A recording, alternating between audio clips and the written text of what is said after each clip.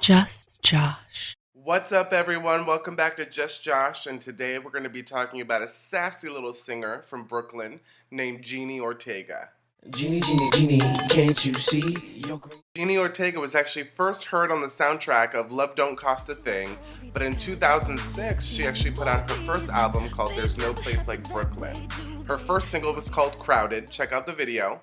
Well, it wouldn't be right. I don't know what you've been thinking about me. Did you think this was gonna be that easy? Hell no, you must be going crazy. No, why don't you get out of my life, get out of my sight, get off of my back? After the music video for Crowded came out, she actually went on tour with Rihanna to be her opening act, and she started acting as well. She was on the TV show One Life to Live and had a movie come out called Indelible. Jeannie's first album was the perfect blend of hip-hop and pop combination. It played all the time in my house, in my car, in my Walkman in 2006, and I always kind of wondered what happened to this artist that I love so much. Well, I actually got to do a Skype interview with her. Check out the interview. Make sure you subscribe to Just Josh Television and comment right down there. Let me know what's up. Thanks, guys. Hi. Hi, how are you?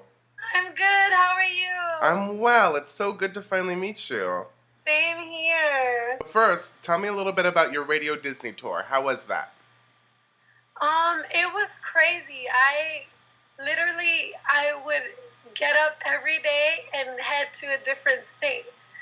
And it was just, it was awesome because I got to, what we do is you go to every major radio station and you show them, what you have, like your new material or your single, whatever it is, and then you do performances at night, and then you go to bed and get up the next day and head somewhere else and do the same thing. Well, let's talk about your first album then, No Place Like Brooklyn.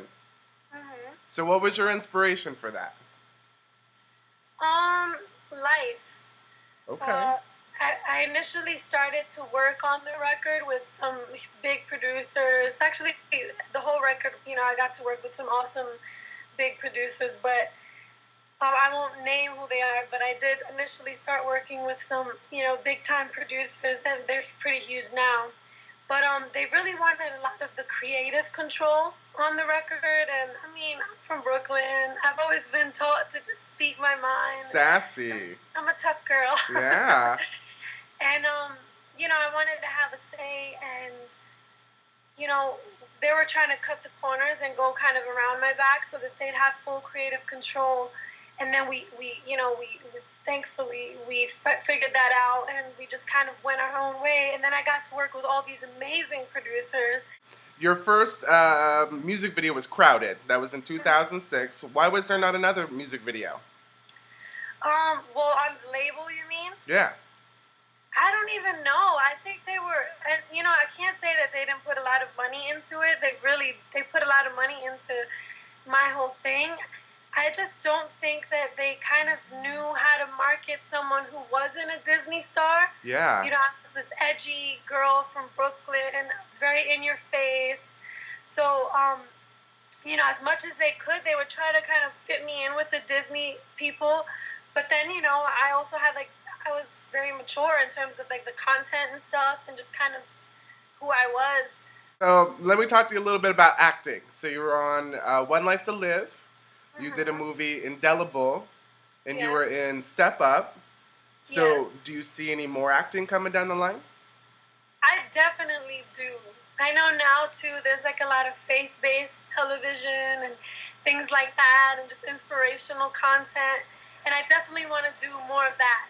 So, those other experiences were really cool. I always say, it's like playing pretend with grown-ups, Okay. When you play house when you're little, it's exactly like that, just as an adult. And, Okay.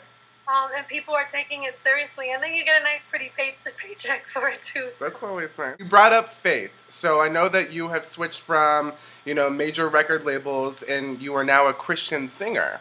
So tell me a little bit about what's going on with that. After Hollywood and, the whole Disney thing folded, I kind of took a hiatus, and I was trying to see like what exactly mattered to me because, like I said earlier, when things go so fast, I was losing track of everything. I mean, my memories are gone. That's how fast everything was going, and not only that, um, my goals. Like when I started out to sing, I really wanted to help people because music helped save my life, and I know you kind of said something similar about your own. Like music really helped you. So that's kind of what I always started to want to do. But then when everything got so fast, and then you have people telling you like you got to give the people what they want, not what they need.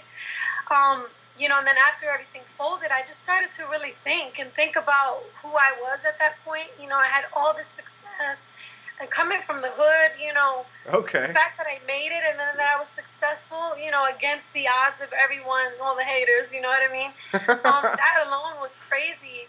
So then after everything, I just started to reflect, and then the last thing I wanted to do was lose my identity.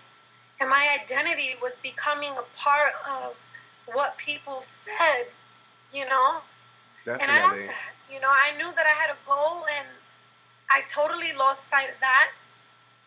And then when everything, kind of folded, I found myself alone. And at that point, I was just thinking, like, what's the one thing in my life that's been consistent and constant? And for me, it was that God. I knew that God was always there. Well, for a little girl from New York, you got a voice on you. So let me ask you, who is your dream duet? I was thinking if you might ask me that because I heard you ask someone else that. You know what? I love so many different artists. My dream duet. I mean, I've mentioned this in the past several times in terms of somebody who's impacted my life. I mean, Mariah Carey definitely was that person for me that helped me not want to kill myself when I was very little. It was like God used her music to impact my life and help my life. So just because of that, NSYNC or Backstreet? I was Backstreet Boys all the way. Yeah, who was your favorite? Brian. Right. Okay. All right. Brian. I would. Funny thing, I hated all of them, right? I was like into DMX. Like I didn't care about these pop boy bands. And also, who was your favorite Spice Girl? That's really good. Okay, so I forgot Jerry. What spice was she? She was Ginger. Ginger, yeah. So she was my favorite. Okay, all right. Before I let you go, did you want to give up any information about your new album coming out? Sure. Give me some juice. Give me some good some stuff.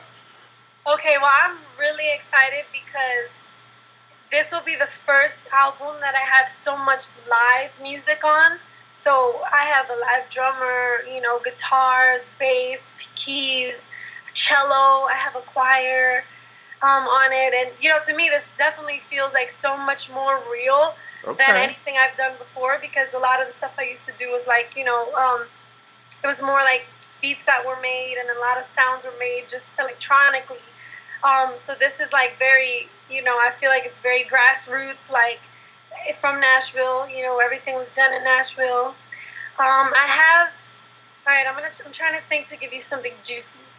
I have the songs. I mean, the songs within itself are just very like heartfelt and pretty much, just it is what it is. You can definitely tell that I am not a perfect person with this record. Like you'll hear my vulnerability and how much I screw up and how much I need a savior.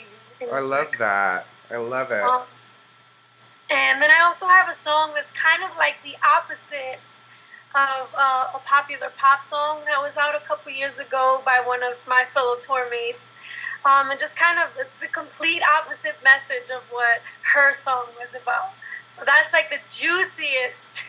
Well, what's the title of that one? I can't say that yet because then it'll be a dead giveaway. Okay. Well, thank you so much, Jeannie, for taking your time out of your day, hanging out with me.